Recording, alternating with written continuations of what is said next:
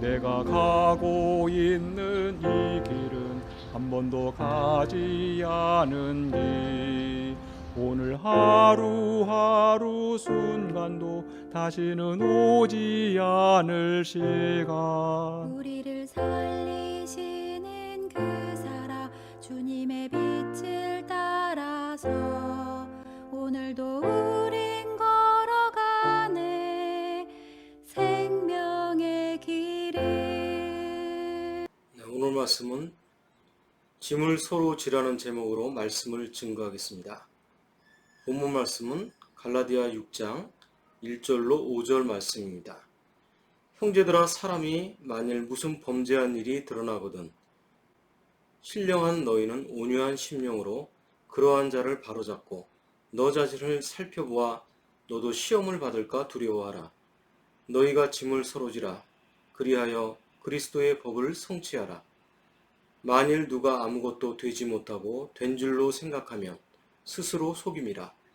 각각 자기의 일을 살피라. 그리하면 자랑할 것이 자기에게는 있어도 남에게는 있지 아니하리니 각각 자기의 짐을 질 것이라. 가르침을 받는 자는 말씀을 가르치는 자와 모든 좋은 것을 함께 하라. 스스로 속이지 말라. 하나님은 업신 여김을 받지 아니하시나니 사람이 무엇으로 심든지 그대로 거두리라. 자기의 육체를 위하여 심는 자는 육체로부터 썩어질 것을 거두고 성령을 위하여 심는 자는 성령으로부터 영생을 거두리라. 우리가 선을 행하되 낙심하지 말지니 포기하지 아니하면 때가 이름에 거두리라. 그러므로 우리는 기회 있는 대로 모든 이에게 착한 일을 하되 더욱 믿음의 가정들에게 할지니라. 아멘.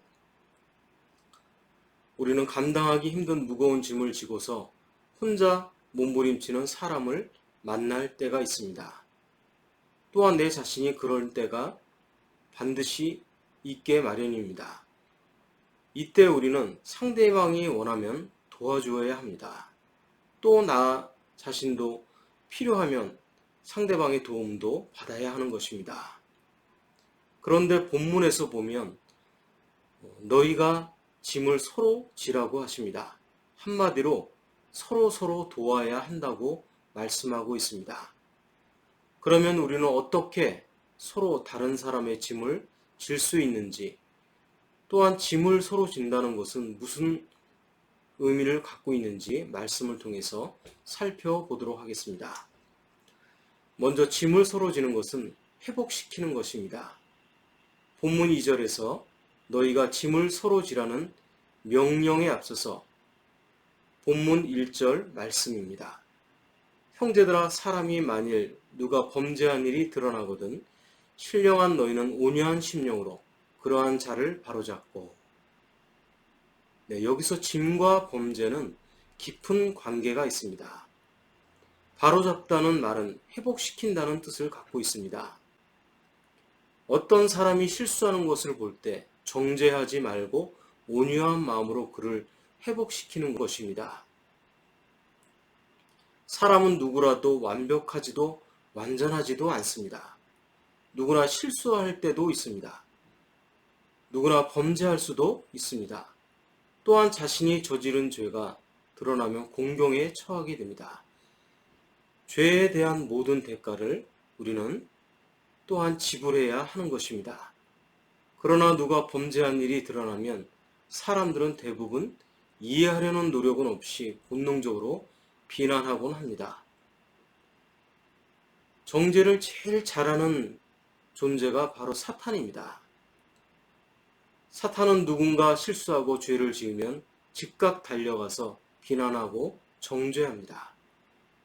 우리가 사탄이 부추기는 대로 같이 정죄하는 것은 죄에 눌려있는 사람에게 더 무거운 짐을 하나 더 올려놓게 하는 것입니다. 우리 예수님은 우리가 범죄하고 넘어져도 비난하거나 정죄하지 않으셨습니다. 먼저 우리를 불쌍히 여기시고 용서하셨습니다. 그리고 다시 일으키시려고 다가오셔서 사랑의 손길을 내미셨습니다. 어떻게든 사람이 죄를 회개하고 다시 거룩한 하나님의 자녀로 회복하도록 도우셨습니다. 히브리서 3장 13절 말씀입니다. 오직 오늘이라 일컫는 동안에 매일 피차 권면하여 너희 중에 누구든지 죄의 유혹으로 완고하게 되지 않도록 하라. 성도는 범죄자를 충고하고 책망하고 바로잡되 교만하거나 거친 마음으로 하는 것이 아니라 온유한 심령으로 해야 한다는 말씀입니다. 사도 바울은 온유와 회개와의 관계를 이렇게 설명합니다. 디모데후서 2장 25절 말씀입니다. 거역하는 자를 온유함으로 훈계할지니 혹 하나님이 그들에게 회개함을 주사 진리를 알게 하실까 하며. 그리스도인들은 또한 자기 자신을 되돌아보아야 합니다. 우리가 회개할 때 잘못하는 사람들이 있으면 그 잘못에 대해서 온유함으로 대해야 될 이유가 바로 회개할 수 있는 기회를 잃지 않게 하기 위해서입니다. 그러므로 우리의 온유함은 단지 나 자신의 성품이 아니라 하나님의 성품이 되어야 할 줄 압니다. 하나님의 뜻이 이루어질 수 있는 성품이 되도록 우리 그리스도인들은 노력해야 하는 것입니다. 한 걸음 더 나아가서 성도는 또한 자기 자신을 돌보아야 합니다. 너도 시험을 받을까 두려워하라. 그 말씀은 너도 시험을 받지 않도록 하라는 뜻입니다. 성도들은 각자가 시험을 받지 않고 범죄하지 않는 것이 매우 중요합니다. 각자의 성화가 중요한 것입니다. 구원은 죄로부터의 구원이며 구원받는 성도에게 당연히 요구되는 것은 죄 안 짓는 거룩한 삶입니다. 그리스도인에게 성화가 중요한 까닭은 그가 그것으로 하나님께 영광을 돌려야 하며 하나님을 증거해야 하며 또 다른 사람들을 하나님께로 인도해야 하기 때문입니다. 그리스도인이 범죄하면 하나님과의 교제가 끊어지게 됩니다. 또한 기도의 문이 막히고 마음의 기쁨과 평안과 힘을 잃게 됩니다. 하나님의 뜻은 바로 우리의 거룩함입니다. 그리스도의 삶의 첫 번째 목표는 죄 안 짓는 것입니다. 잘하는 것보다 잘못하지만 않아도 우리가 기본을 할 수 있기 때문입니다. 모두가 죄인인데 자신의 죄는 잊은 채 남의 죄를 들추어내는, 그래서 신랄하게 비난하고 정죄하려는 사람의 본성은 옛날이나 오늘날에도 별로 달라지지 않았습니다. 그래서 세상에는 온통 다른 사람의 죄와 허물을 들추어내서 비난하고 공격하는 소리만 가득 차 있습니다. 그것은 서로의 짐을 지려는 태도가 아닙니다. 결국 하나님이 기뻐하시는 일이 아니라는 것입니다. 우리는 흔히 누군가 실수했을 때 또는 죄를 범했을 때 신랄하게 비난하던 사람이 어느 날 자신도 똑같은 실수를 하거나 죄를 짓고 수치를 당하는 것을 종종 보게 됩니다.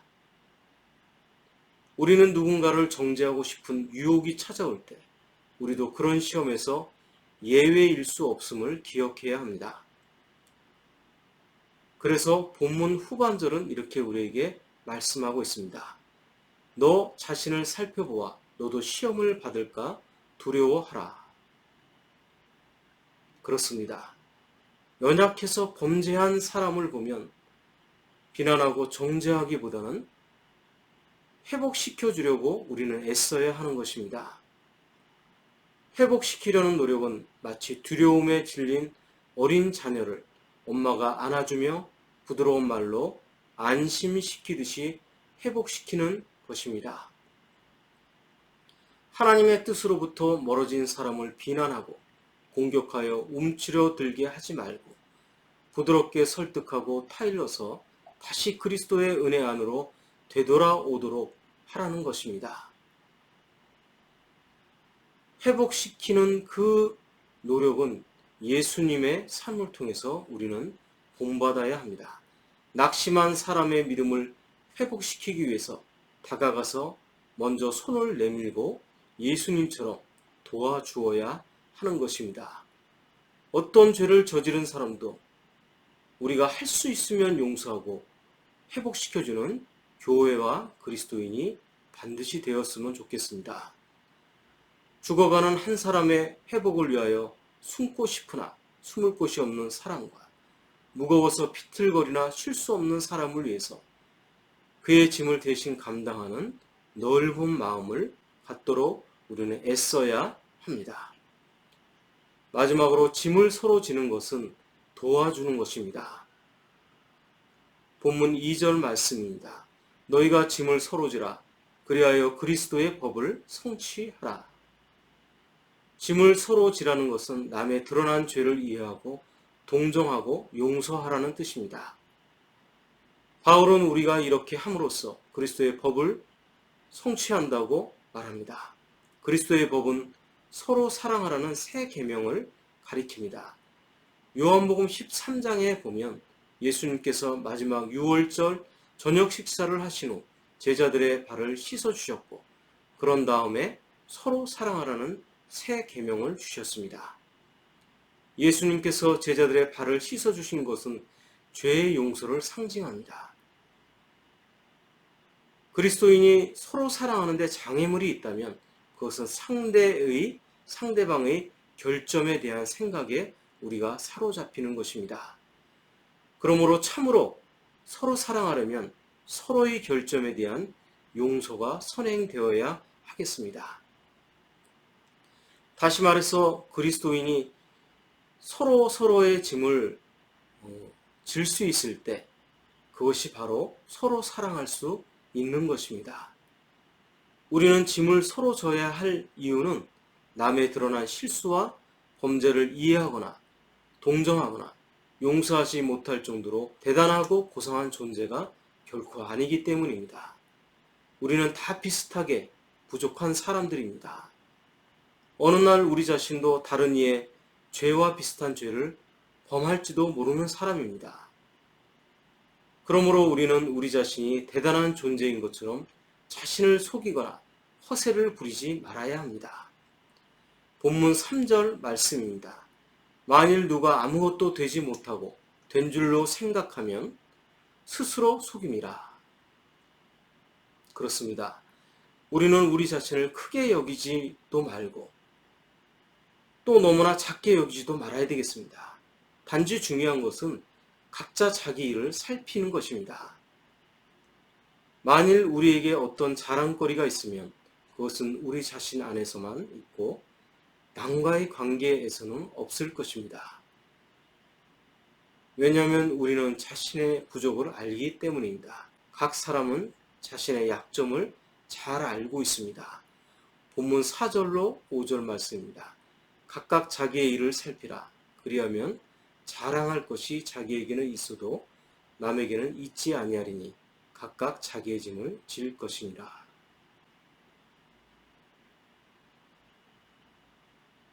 심은 것을 거두는 것은 자연세계나 영적 세계에 공통적으로 적용되는 진리인 것입니다. 선을 심으면 선이 나올 것이요 악을 심으면 악이 산출될 것입니다. 사무엘상 2장 30절 말씀입니다. 하나님께서는 사사 엘리에게 이렇게 말씀합니다. 나를 존중히 여기는 자를 내가 존중히 여기고 나를 멸시하는 자를 내가 경멸하리라. 우리가 하나님을 가장 귀하게 여기면 하나님께서도 우리를 귀하게 여기실 것입니다. 예수님께서 말씀하십니다. 마태복음 7장 12절 말씀입니다. 그러므로 무엇이든지 남에게 대접을 받고자 하는 대로 너희도 남을 대접하라. 이것은 율법이요 선지자니라. 우리가 하나님께 복을 받기 원한다면 우리는 하나님께 가장 좋은 것으로 대접해야겠습니다. 본문 8절 말씀입니다. 자기의 육체를 위하여 심는 자는 육체로부터 썩어질 것을 거두고 성령을 위하여 심는 자는 성령으로부터 영생을 거두리라. 네, 자기 육체를 위해 심는 것은 육체의 죄성에 이끌려 행하는 행위들을 말씀하고 있습니다. 그런 행위들의 결과는 썩는 것, 곧 멸망하는 것들입니다. 그러나 성령을 위해 심는 것, 곧 성령에 이끌려 행하는 행위들, 곧 성령의 열매를 맺는 행위들은 영생에 이르게 되는 것입니다. 유대인의 지혜서인 탈무드에 이런 이야기가 있습니다. 두 사람이 굴뚝 청소를 하고 나왔는데 한 사람의 얼굴에는 검댕이가 묻고 다른 사람은 깨끗했습니다. 누가 씻으러 갔을까요? 지혜로운 랍비가 대답했습니다. 얼굴이 깨끗한 사람입니다. 옆 사람의 얼굴에 검댕이 묻은 것을 보고 자기도 묻었을까봐 씻으러 갔습니다. 이렇게 대답을 했습니다. 그러자 더 지혜로운 랍비가 그 질문에 대해서 이렇게 대답합니다. 아닙니다. 얼굴에 검댕이 묻은 사람입니다. 옆 사람이 그의 얼굴을 보고 씻고 오라고 말해 주었기 때문입니다. 그러자 가장 지혜로운 랍비가 최종적으로 이렇게 대답했다고 합니다.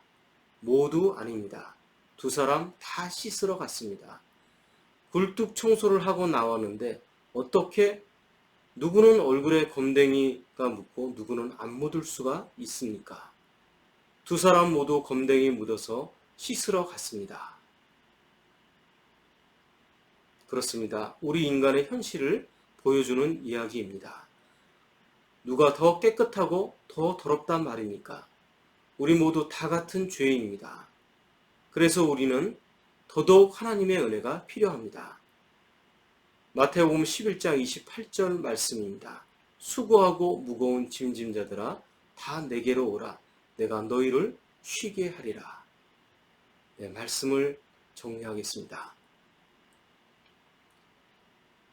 우리는 죄성을 떨칠 수 없는 그러한 그리스도인입니다.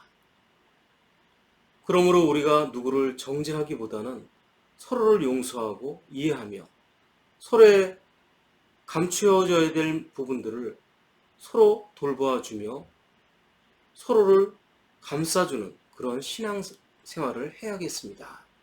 또한 그런 신앙인이 되어야겠습니다. 무거운 짐을 지고 괴로워하는 사람들을 보면 망설이지 말고 다가가십시오. 그리고 그의 짐을 지고 나누어지려는 사람이 되시기를 예수 그리스도 이름으로 축원합니다. 네, 오늘 말씀은 성부와 성자와 성령의 이름으로 말씀드렸습니다.